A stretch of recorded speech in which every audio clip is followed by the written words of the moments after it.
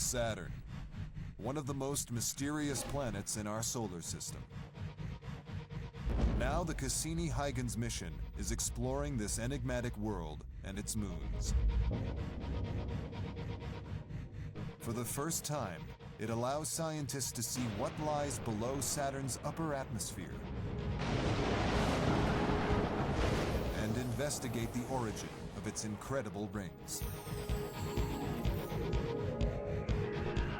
A probe touches down on the largest moon, Titan, to search for a world like our own and the possibility of life.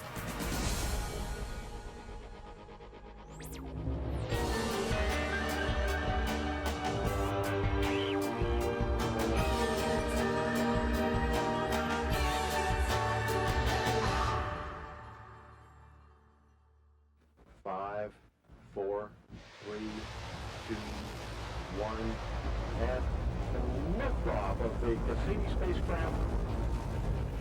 4:43 a.m. October 15th, 1997.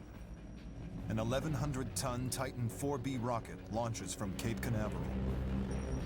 It carries with it Cassini-Huygens. Its destination lies almost 900 million miles away at the awe-inspiring planet Saturn.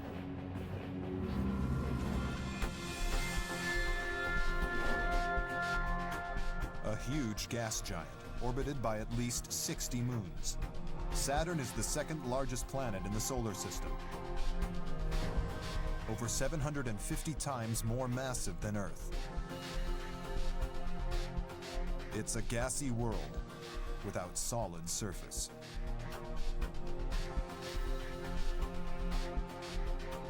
The last mission to this mysterious planet launched over a quarter of a century ago. The Voyager spacecraft sent back these images, showing a planet shrouded in thick banded cloud.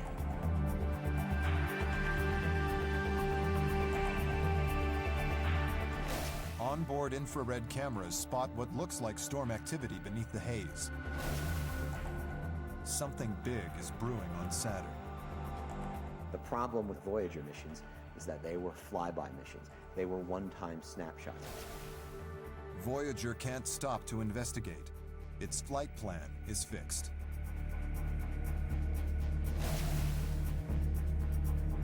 Scientists can only gather limited data. Voyager 1 also skims the atmosphere of Saturn's largest moon, Titan. Scientists are shocked at what it finds. Its instruments detect organic compounds in the atmosphere. These are similar to the compounds that provided the raw material for life on Earth 4 billion years ago. In a way, Titan is a glimpse back in time to processes that may have been occurring on the early Earth that may have led to life. But once again, Voyager 1 can't stop to investigate. It hurtles off at 39,000 miles per hour into the cold outer reaches of the solar system.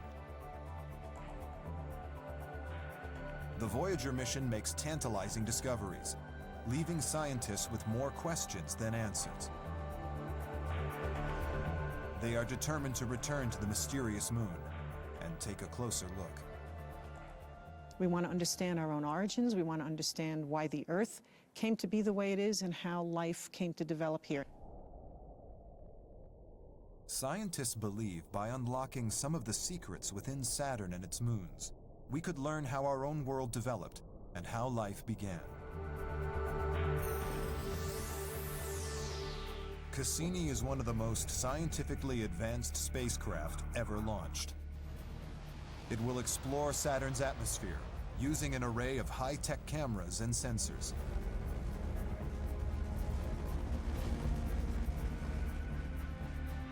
Cassini carries with it a probe called Huygens.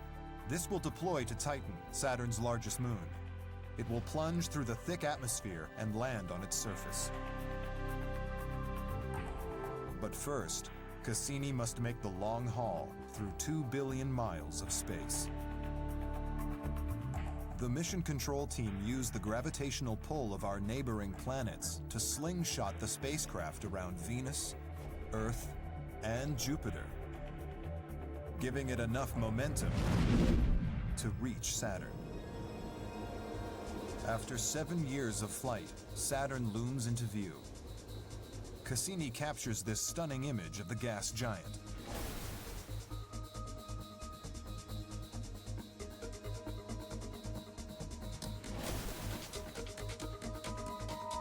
But before it can get close enough to begin its detailed exploration, Cassini must pass through the rings.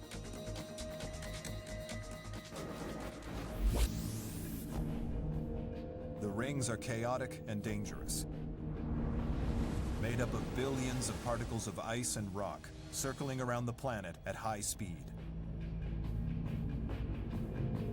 Some chunks are as big as houses. The only way through is to navigate a gap between the rings.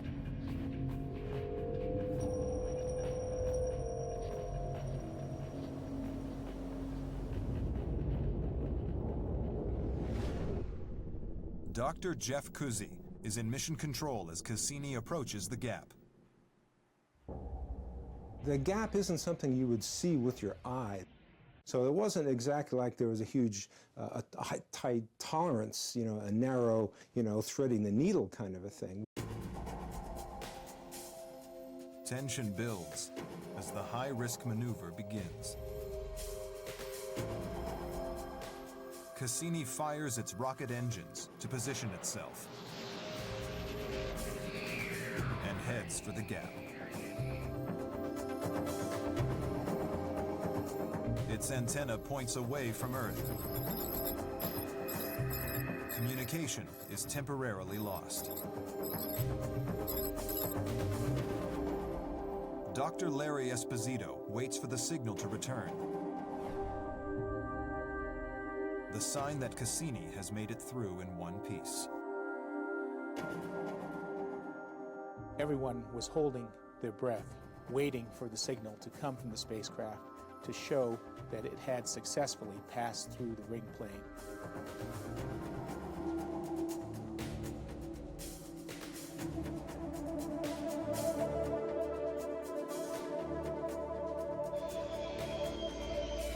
Several hours later, they get the signal. The Doppler has flattened out.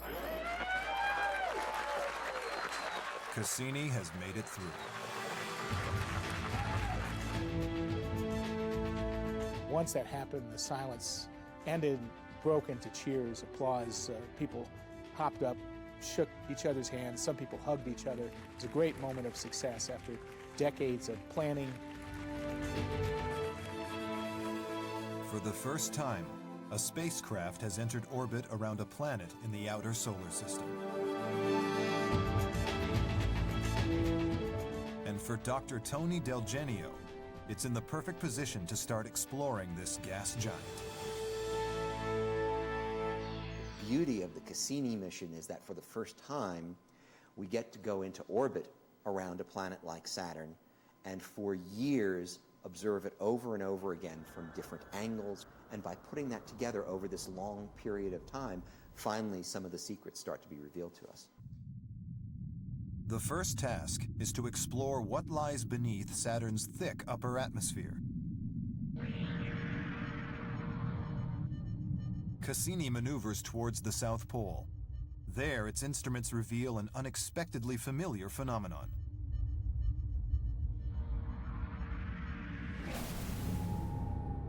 A monster, hurricane-like vortex. This actual image clearly shows the storm and its scale. This feature is more than 1,000 miles across, so many times the size of a real hurricane on Earth. And what you're seeing is a sequence of images showing the clouds rotating around the South Pole. This is the first hurricane-like storm ever detected on any planet other than Earth. Like hurricanes on Earth, it has an eye circled by a gigantic column of cloud. But this one towers 45 miles high. Around it, winds rage at 350 miles an hour. Cassini's cameras zero in on the high-altitude clouds in the upper reaches of the eye wall. Temperatures here are minus 167 degrees Fahrenheit. The pictures capture what must be a flurry of ice crystals.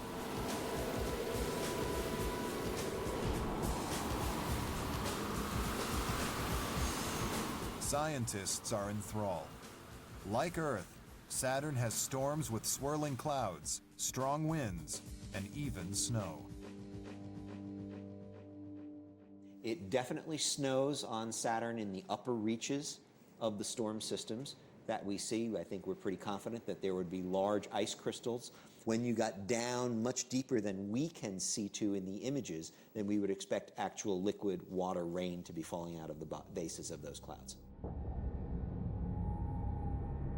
On our planet, hurricanes are fueled by the ocean and ultimately the sun. Saturn is far too distant to draw the kind of solar power its monster storms need. So what drives them?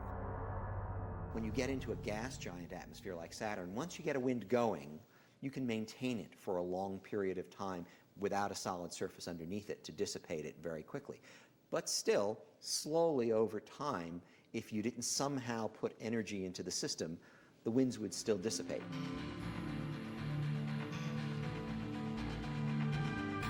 Now scientists investigate the theory that the energy for the storms comes from deep inside the planet. It's a theory they've never been able to prove.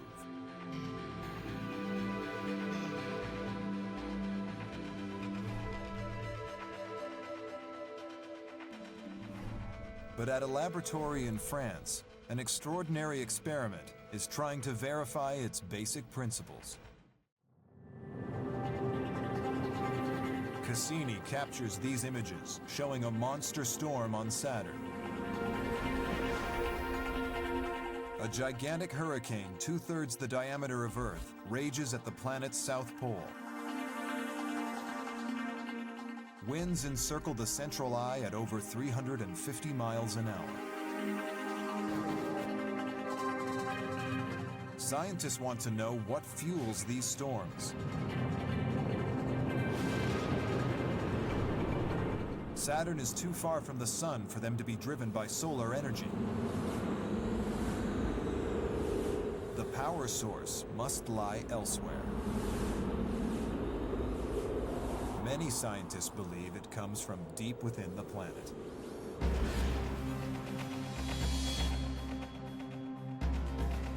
At the Coriolis Laboratory in France, astrophysicist Peter Reed searches for evidence to support the theory.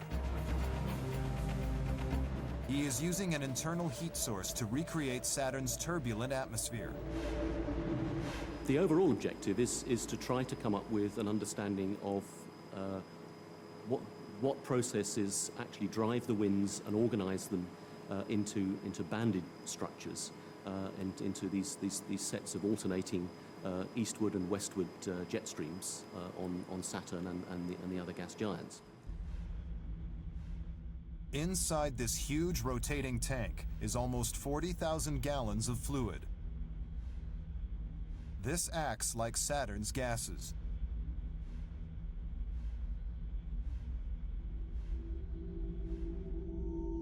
A heater sits in the base of the tank to simulate a heat source deep inside Saturn.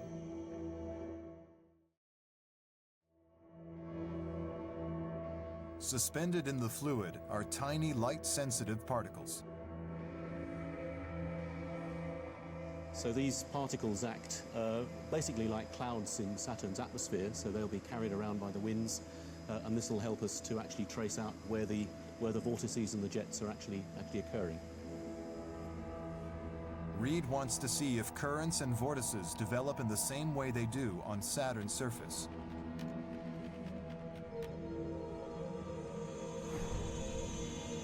The tank spins to mimic the rotation of the planet. The tiny particles start to spread out and interact.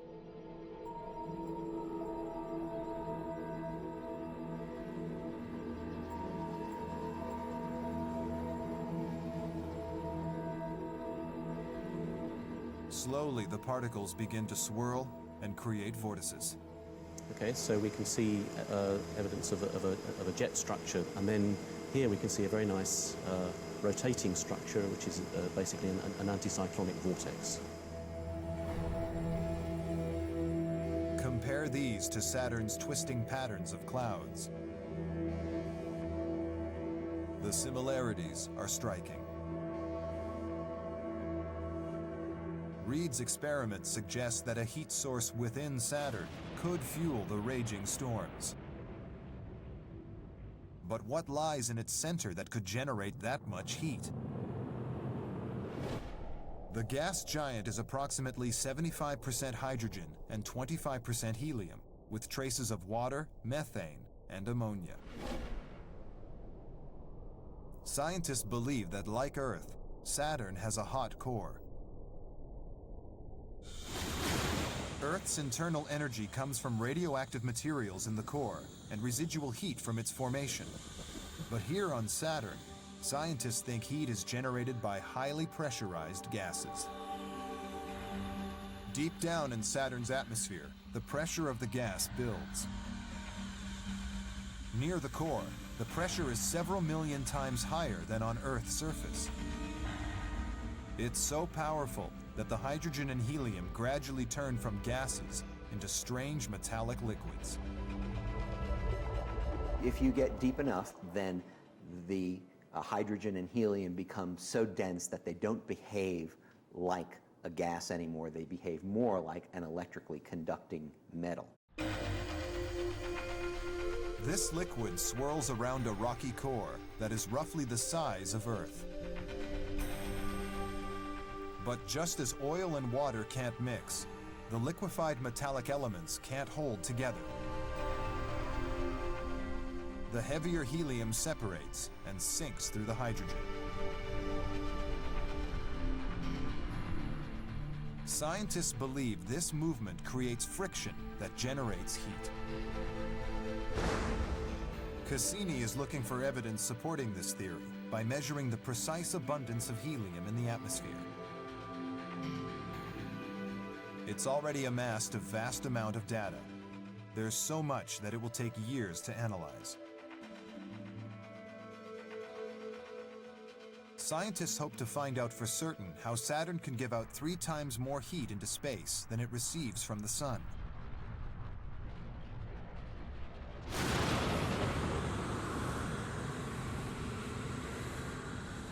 Cassini is unveiling Saturn's turbulent activity in unprecedented detail.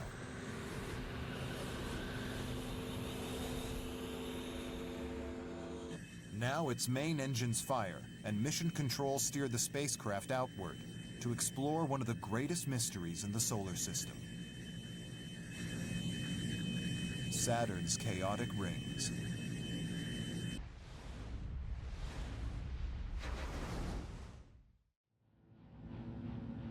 Saturn has the largest and most spectacular rings in the solar system.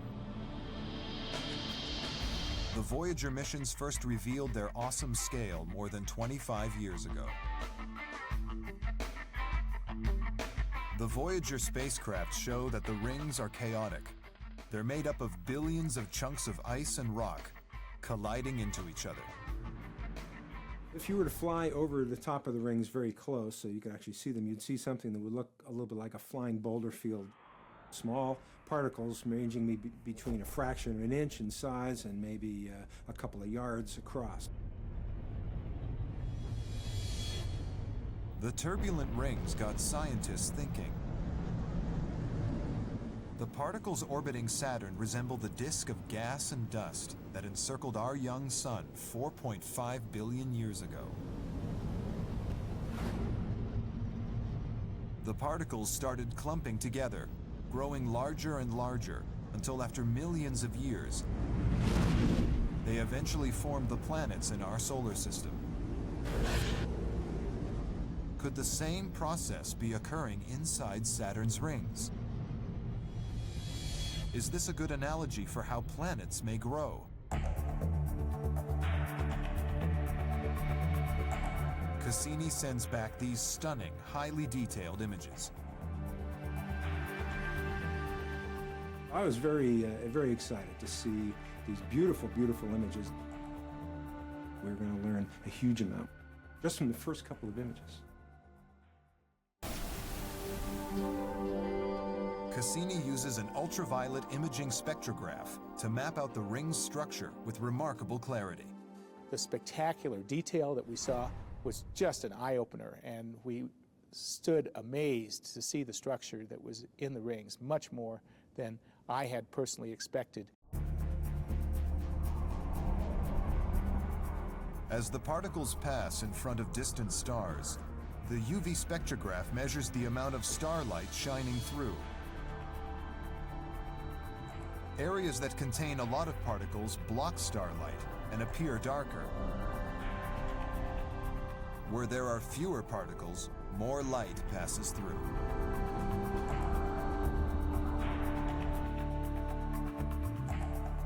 Scientists interpret the darker regions as temporary clumps of ring particles. They are known as moonlets.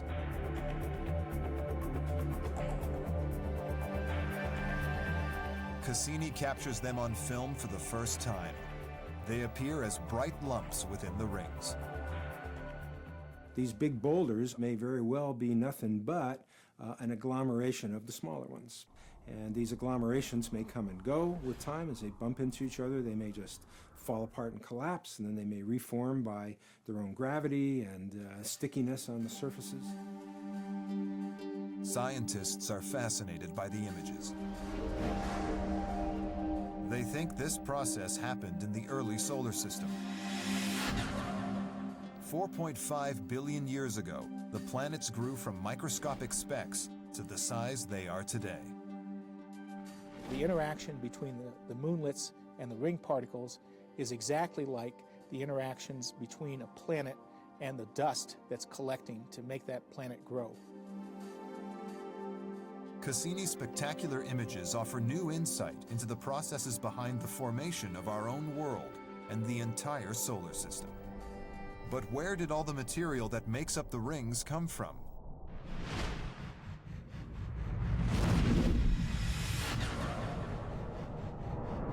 In its infancy, the solar system was a violent place. Comets and asteroids regularly collided with young planets, creating massive explosions and leaving behind scars that we can still see today.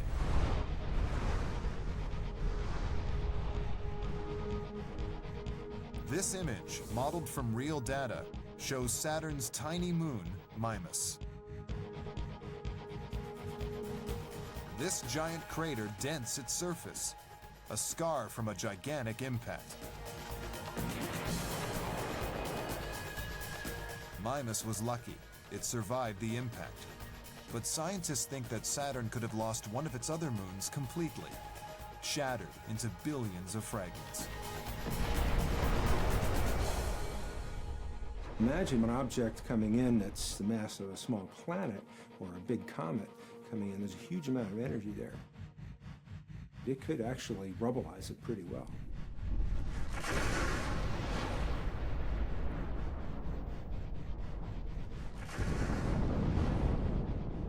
Saturn's powerful gravity could have captured the fragments and over time compressed them into a flat plane around its equator.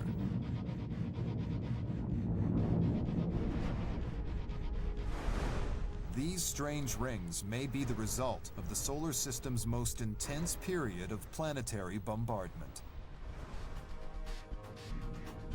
They may also unlock the secrets of the solar system's birth 4.5 billion years ago.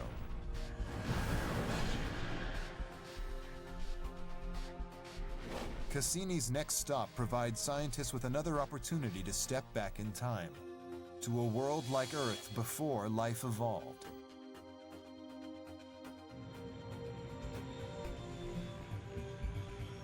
This is the mysterious moon, Titan.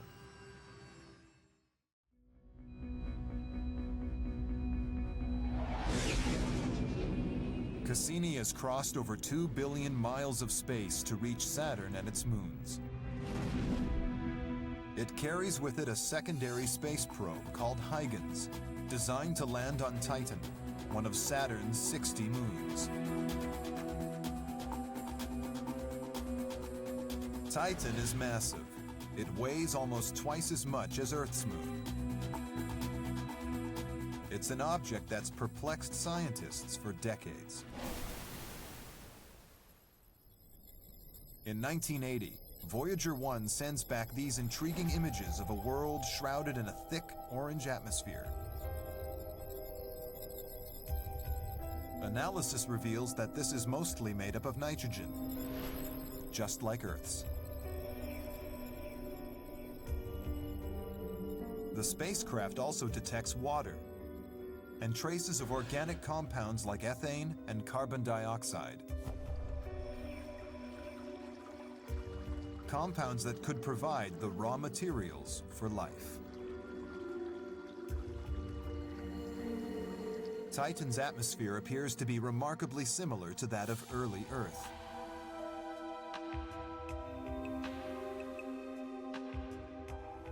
Now Huygens returns to pick up where Voyager left off, to search for signs of life.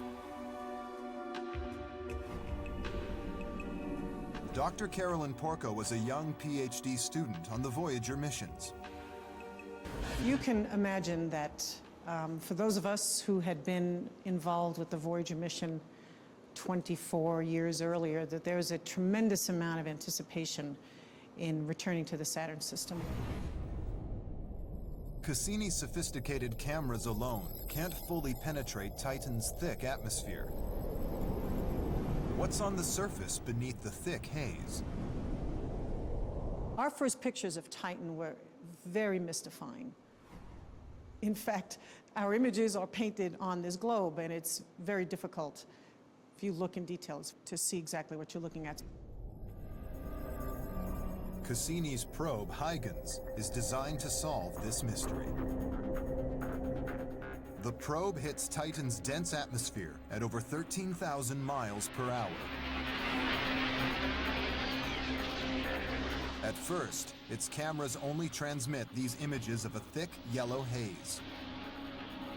But at around 30 miles up, Titan's surface comes into focus. It's just very difficult to describe accurately what it was like to see the first images that they showed of the surface of Titan, because they were mind-blowers. These images show an extraordinary desert-like landscape with low hills and rolling plains. But mission engineer Dr. Ralph Lorenz worries where Huygens will touch down. We had no idea what it was going to land on. We didn't even know if it would survive landing. It could have landed in a lake of liquid hydrocarbons. It could have landed on a solid sheet of ice or a sand dune. To the relief of all, Huygens lands on level ground and survives. It's the first probe to touch down on another world in the outer solar system. Onboard cameras reveal an eerie alien landscape. Lorenz rigged the probe with an instrument to analyze the composition of Titan's surface. One thing it did is it had an instrument called a penetrometer, which was rammed into the ground and told us how hard the surface was. The texture was like damp sand or even a soft clay, and there were indications that there might have been a pebble or a crust on top, and there was even the joke that the surface was made of creme brulee. The penetrometer reveals Huygens has touched down on soft ground, but not just any ground. Its camera shows smooth, round rocks, similar to those found in a riverbed. There were a lot of rounded pebbles around, and the way you get rounded pebbles is that they're tumbled in a stream. And so this area, which had river gullies, must have been rained on sometime in the past, and the rain washed down, tumbling these pebbles. Huygens discovers signs of liquid on the moon's surface. So right away, there was this unambiguous sign of a process that we knew how to interpret. So this was tremendously exciting. It said there had to be liquid something flowing on the surface of Titan. But is the liquid water? Huygens thermometer registers the surface temperature as 290 below zero. In this bitter climate, water would freeze as solid as rock. But if water didn't carve this riverbed, what did? As Huygens continues to probe from the ground, Cassini moves to the moon's uncharted North Pole. Its radar penetrates the smoggy atmosphere to reveal dark patches. These indicate something astounding. Lakes. Liquid may still flow on Titan's surface. But what liquid can withstand freezing temperatures? Cassini's visual and infrared mapping spectrometer picks up a dramatic cloud system. It's enormous, engulfing almost the entire North Pole. Scientists suspect these clouds could supply the liquid that appears to fill Titan's lakes.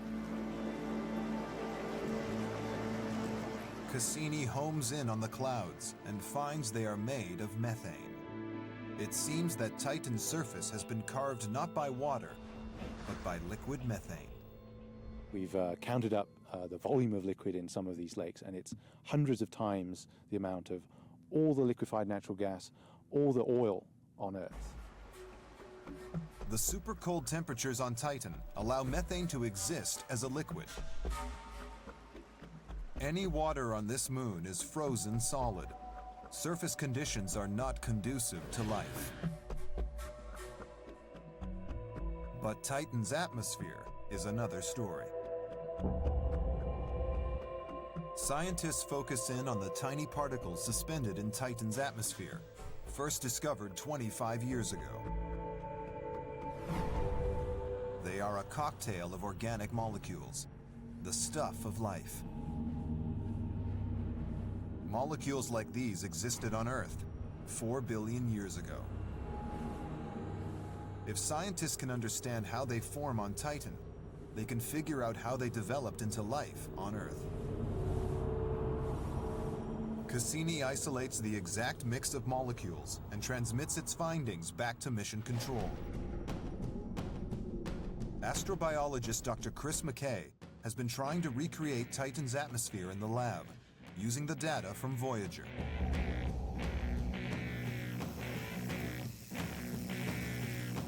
As soon as the Cassini results came in, we scrambled to change our experiments to line them up with the new information. It was like working on a problem for a decade and then finally seeing a glimpse of the answer in the back of the book and realizing, aha, this is the way to go. McKay now tries to use this formula to turn simple organic molecules like methane and nitrogen into the building blocks of life. In his lab, he simulates Titan's pressure, temperature, and nitrogen-rich environment. Here is a tank of methane and nitrogen. This is the starting mixture for Titan's atmosphere. It flows through the apparatus into our reaction chamber. So now I'm going to turn on the energy source, and this flow of methane and nitrogen will experience the same kind of energy processes that are going on in Titan's upper atmosphere. Then McKay uses electricity to simulate the sun's ultraviolet radiation. We have Titan in a jar.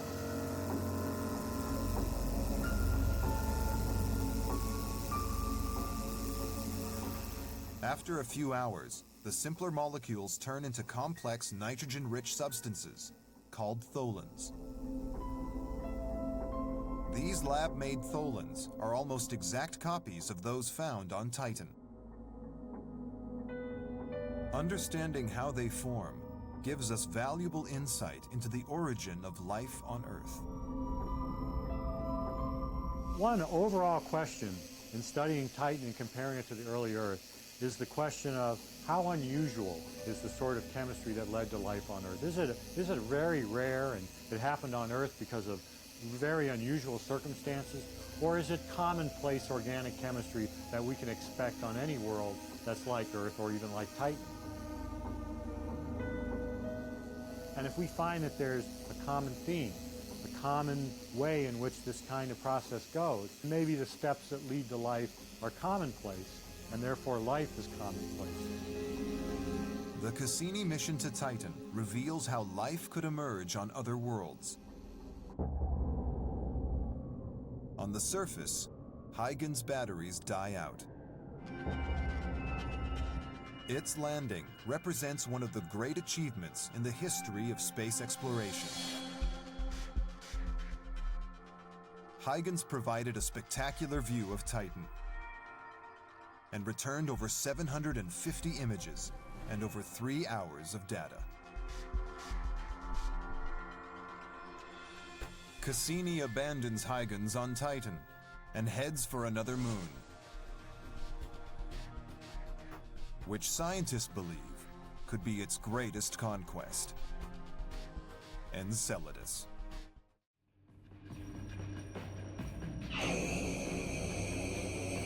Cassini continues exploring the Saturnian system. In its sights, the moon Enceladus.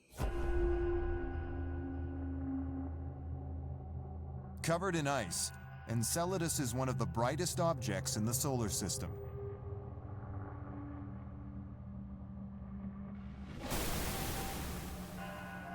Cassini's cameras captured these detailed images of this dazzling, frozen world. Its ancient, wrinkled surface is made up of fractured plains, craters, and folded mountains. But as it skims past, Cassini's magnetometer registers some kind of disturbance. This is the actual recording.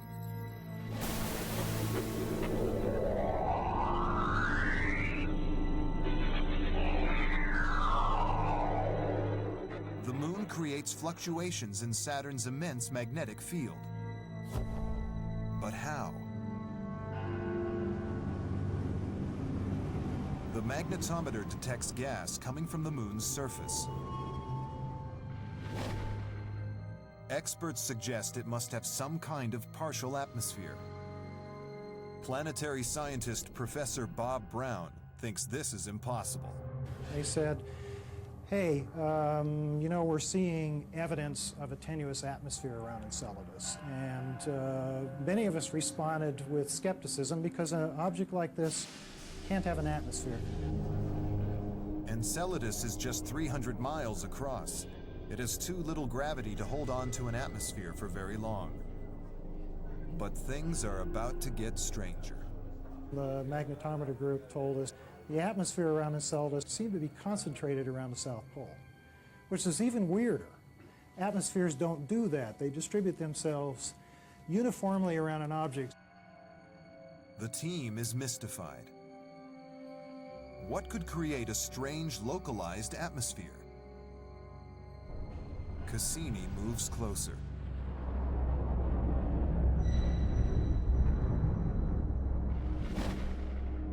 The spacecraft captures this stunning image. Giant geysers on the surface of the moon appear to throw out huge plumes of vapor. The unidentified gas blasts over 400 miles into space. To see this image, okay, where we have a dozen to 24 jets, narrow jets, just emerging from the South Pole, was, you know, it's one of those things that a person who lives the kind of life I lead lives for. Okay, it was just one of those discoveries that, you know, you're not going to make often in your lifetime. Cassini's spectrograph analyzes the vapor of the jets. It contains water. This discovery is completely unexpected. Could liquid water exist on this frozen moon? Cassini is looking for liquid water on Enceladus. It zeroes in on an area of the moon covered with cracks. But one of the things that was absolutely stunning about this is that when we got into these areas where these cracks are, they're clearly a lot warmer. It may very well be that the temperatures there are as high as 0 degrees C. It may very well be that they're high enough that liquid water is literally very, very close to the surface. Cassini has found a hotspot, an area warm enough to support water in its liquid form. That was just, mind-blowing. Like, what could be possibly producing this? It's one thing to find a body to be warm. It's another thing to find that it's only warm in one location. Scientists are baffled. What generates these pockets of heat? Enceladus's orbit is elliptical. Its distance from Saturn varies over time. One theory is, as it passes close to Saturn, its crust flexes. Then as it moves away, it relaxes. Friction at the fault lines generates heat. Perhaps enough heat to melt ice within the faults. Enceladus flexes its body, okay, and so that can produce friction enough to melt ice, to create liquid water. The prospect of liquid water on one of Saturn's moons demands further investigation. The first step is to determine the exact composition of the plumes. Mission Control fly Cassini just 30 miles above the moon's wrinkled surface, passing through the geyser's outer edge. Its instruments measure the composition. The results are completely unexpected. The plumes contain water vapor, nitrogen, and even simple organic molecules. It doesn't take much of a jump at that point to make the association that if you have water, you have heat, and you have organic chemicals, you have the conditions that might actually produce primitive life. Scientists now believe that Enceladus has conditions that can sustain life. Living organisms could survive around the warm faults that sit at its southern pole. The latest theories suggest that the faults in the terrain here may stretch down to a subterranean sea. This would be a dark world devoid of sunlight, but life may still have emerged here. On Earth, primitive organisms thrive in similar hostile and extreme environments. Scientists speculate that the same could be true of Enceladus. There's the possibility of having something akin to those hydrothermal vents that we see at the bottom of the ocean. And we know there are living organisms there. There's chemistry that goes on there that living organisms can utilize to live. It's a tantalizing possibility. If there are living things on Enceladus, the implications would be profound. What could be a more important scientific discovery than to find out life has evolved separately in some other place? That changes the whole picture for human beings. If we could demonstrate that the origin of life, Genesis, had occurred twice independently, then as far as I'm concerned, the spell is broken. We could safely infer life had occurred an astronomical number of times throughout the cosmos in its 13.7 billion year history. So this is why it is such a pressing question for us. Cassini shows us that life may be possible on alien worlds. On April 15th, 2008, more than 10 years after launch, NASA announces that the mission will be extended for a further 2 years. Parts of its tour will be dedicated to the exploration of Enceladus and Titan. Perhaps it will make the biggest discovery of them all: life on another world.